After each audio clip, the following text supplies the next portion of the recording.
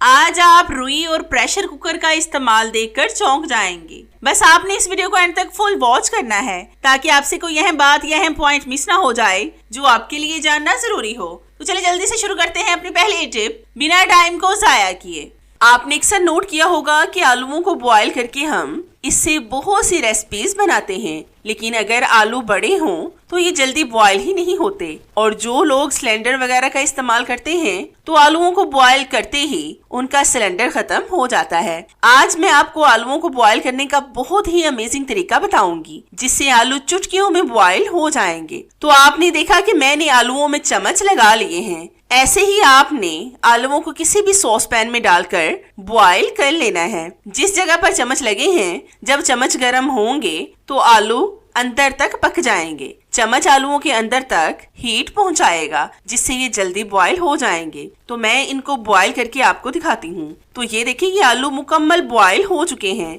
अब मैं आपको एक और फायदा बताती हूँ चम्मच लगाने का कि अगर आलू गर्म हो तो इनका छिलका उतारने में हमें काफी मुश्किल होती है। आप चम्मच से पकड़कर इनको आसानी से छील सकते हैं क्योंकि ये चम्मच फौरन से ठंडा हो जाएगा। फिर आप आराम से इसको पकड़कर छील लें। तो है ना कितना जबरदस्त तरीका जिससे आपकी आज ये बहुत बड़ी प्रॉब्लम सॉल्व हो जाएगी।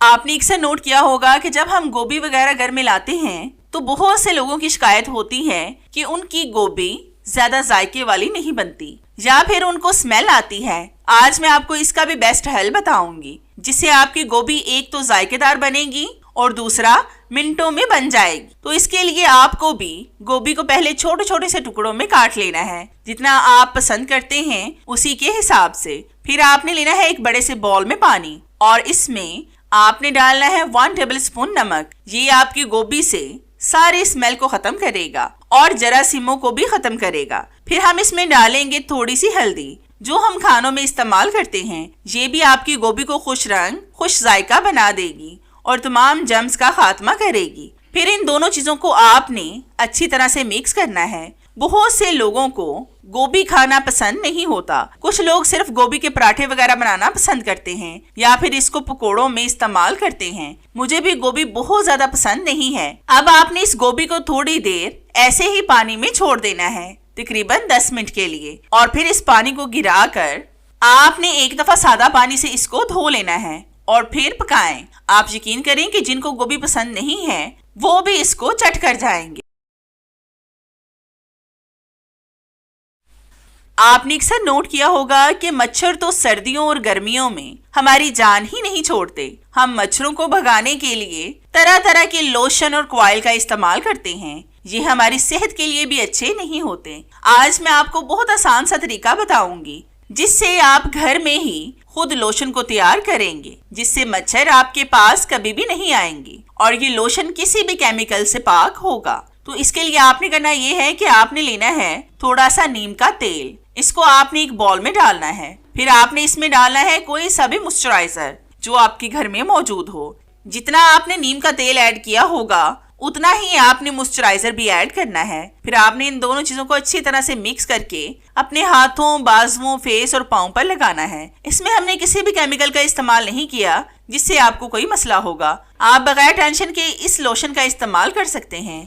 नीम का तेल आपको किसी भी पंसार की शॉप से आसानी से मिल जाएगा। आप इसको अपने बच्चों के हाथों, पाँव पर भी लगा सकते हैं। नीम के तेल की स्मेल की वजह से मच्छर बिल्कुल भी आपके पास नहीं आएंगे क्योंकि इसकी स्मेल बहुत स्ट्रॉन्ग होती है। इस तेल का इस्तेमाल बच्चे, बड़े, सभी उम्र के अफराद कर सकते हैं। आप भी लाजमी इस टिप को ट्राई करके देखिएगा, आपको इसका रिजल्ट 100% मिलेगा। आपने अक्सर नोट किया होगा कि इस तरह के शॉपर वगैरह भी हमारे घर में बहुत ज्यादा हो जाते हैं। इनका हम इस्तेमाल नहीं करते और उठाकर बास्केट में फेंक देते हैं। लेकिन आज मैं आपको इनको सेव रखने का बहुत जबरदस्त और अनोखा तरीका बताऊंगी जो आज से पहले आप लोग नहीं जानते होंगे। तो इसके लिए आपने करना ये है कि पहले आपने शॉपरों को अच्छी तरह से फोल्ड करके एक दूसरे के साथ अटैच कर लेना है।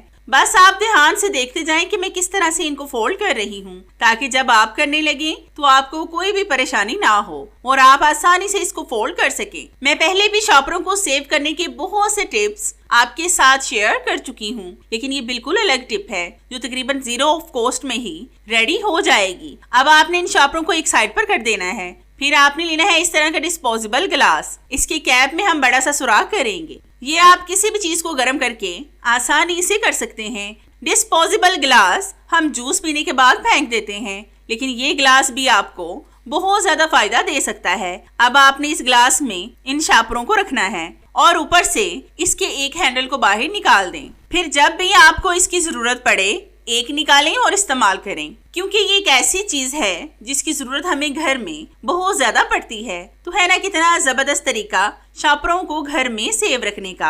आप भी इसको फ्री में ही ऑर्गेनाइज कर सकते हैं। तो है ना पैसे बचाने वाली टिप। ये टिप मेरी आपको कैसी लगी मुझे कमेंट्स में लाजमी बताएं।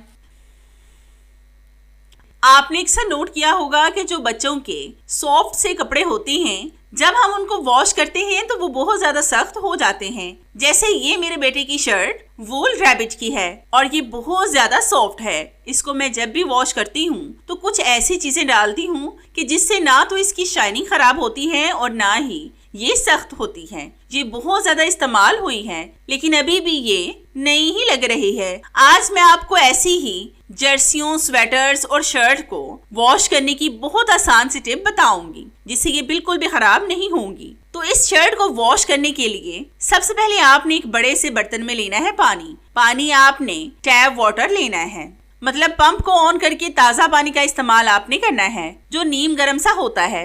इसमें आपने सबसे पहले डालना है 1 टेबल स्पून सरफ। ये आप किसी भी ब्रांड का ले सकते हैं जो आपके घर में मौजूद हो या फिर जो आप इस्तेमाल करते हो। फिर हम इसमें डालेंगे 1 टेबल स्पून हेयर कंडीशनर। ये भी आप कोई सा भी ले सकते हैं जो आपके घर में मौजूद हो।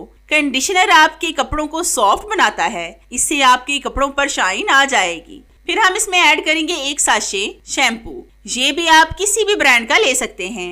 शैम्पू भी आपके कपड़ों को सॉफ्ट और शाइनी बना देगा। इसका इस्तेमाल आपने लाजमी करना है। अब आपने अच्छी तरह से पानी में इन चीजों को हल कर लेना है।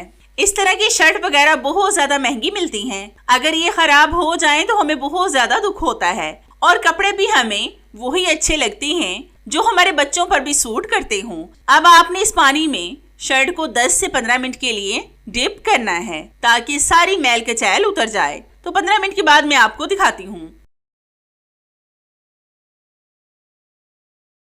तो हमारे 15 मिनट हो चुके हैं। अब आपने इसको हल्के हाथों से रब करना है। इस तरह की जर्सियों और स्वेटर्स वगैरह को हमें कभी भी वॉशिंग मशीन में डालकर वॉश नहीं करना चाहिए, क्योंकि वॉशिंग मशीन में कपड़ों के खराब होने का खदशा होता है। जब भी आप इसको धोकर सुखाने के लिए डालें तो कभी भी आपने इनको वायर पर नहीं डालना, बल्कि हैंगर में डालकर फिर इसको वायर पर लटकाएं। इस तरीके से भी आपके कपड़े बिल्कुल भी खराब नहीं होते। तो इस शर्ट से अब तमाम दाग धब्बे साफ हो गए हैं। आप भी अगर इस तरीके से मोटे कपड़ों को वॉश करेंगे तो आपके कपड़े 10 साल के बाद भी नए जैसे ही रहेंगे। तो है ना कितना जबरदस्त तरीका कपड़ों को वॉश करने का। ये मेरा आइडिया आपको कैसा लगा मुझे कमेंट्स में लाजमी बताएं। आपने अक्सर देखा होगा कि जो भी हमारी चीजें वुडन की होती हैं, जैसे बेलन, स्पैचुला या इस तरह का साग वाला स्पून, इन पर बहुत जल्द फंगस लग जाती है और ये पुराने से हो जाते हैं। आज मैं आपको इसका भी बेस्ट हल बताऊंगी, जिससे आपके स्पैचुला, बेलन वगैरह ना तो पुराने से लगेंगे और ना ही इन पर फंगस लगेगी। तो इसके लिए आपने लेना है कुकिंग ऑयल। इसके चंद ड्रॉप्स आपने अपने हाथों पर डालकर बेलन और बाकी चीजों पर लगाना है। बस आप देखते जाएं कि मैं किस तरह से इन पर ऑयल लगा रही हूँ।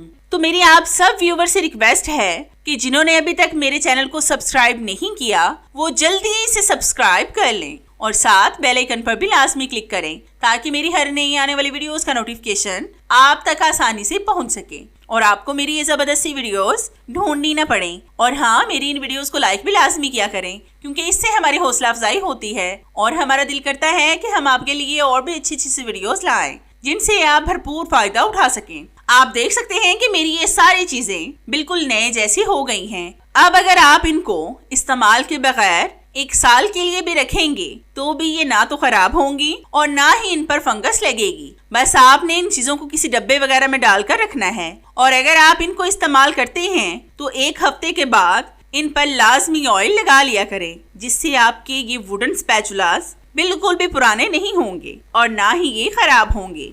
तो है ना कितना जबरदस्त तरीका पुरानी चीजों को नए जैसा बनाने का। आपको मेरा ये तरीका कैसा लगा मुझे कमेंट्स में लाजमी बताएं। आपने अक्सर नोट किया होगा कि जब बच्चियां आटा गूंथती हैं तो उनकी यही शिकायत रहती है कि आटा परात के साथ बहुत ज्यादा चिपक जाता है, जिससे फिर वो जल्दी से साफ नहीं होता।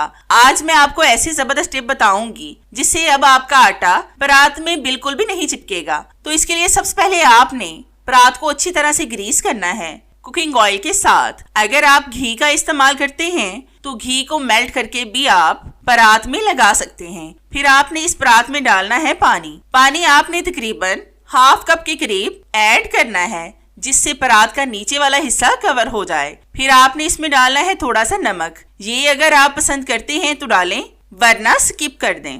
फिर आपने इसमें आटा डालना है।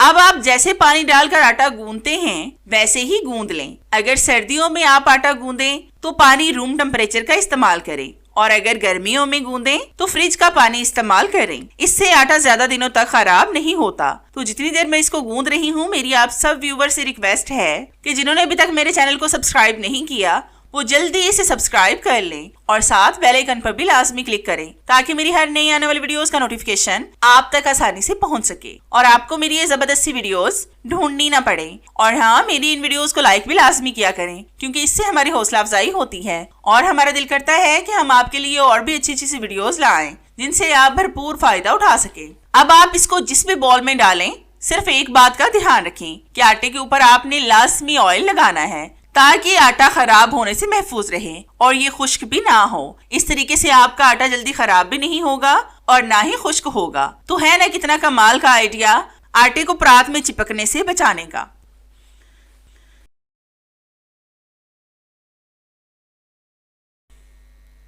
आज आप प्रेशर कुकर और रुई का इस्तेमाल देखकर हैरान हो जाएंगे। आपने अक्सर नोट किया होगा कि जब हम प्रेशर कुकर का इस्तेमाल करते हैं तो कई दफा इसकी रबर लूज हो जाती है। अगर वक्ती तौर पर जल्दी हो और आप रबर को चेंज ना करवा सकें तो इस जुगाड़ू टिप से आप अपने प्रेशर कुकर की रबर को टाइट कर सकते हैं। तो इसके लिए आपने लेना है छोटा सा रुई का टुकड़ा। इसको आपने रबर पर लगाना है। जब आप इसको बत्ती की तरह बनाकर लगाएंगे तो यह आसानी से लग जाएगा। फिर आप इसमें जो चीज मर्जी बनाएं, ये बिल्कुल ठीक काम करेगी। अगर आप इस टिप को फॉलो नहीं करना चाहते तो एक छोटी सी टिप मेरे जहन में और आ गई, तो मैंने सोचा कि वो भी आपके साथ शेयर कर लूं, ताकि आप उससे भी फायदा उठा सकें। तो इसके लिए आपने करना ये है कि प्रेशर कुकर की रबर को इस्तेमाल से आधा घंटा पहले फ्रीजर में रख दें। जहां पर आप लोग बर्फ बनाते हैं ना, वहां पर फ्रीजर में रखने से आपकी रबर थोड़ी सी चिलिंग हो जाएगी, जिसकी वजह से फिर आप जब इसको इस्तेमाल करेंगे तो ये बिल्कुल ठीक काम करेगी। ये छोटी सी टिप है जिससे आप सिर्फ एक बार ही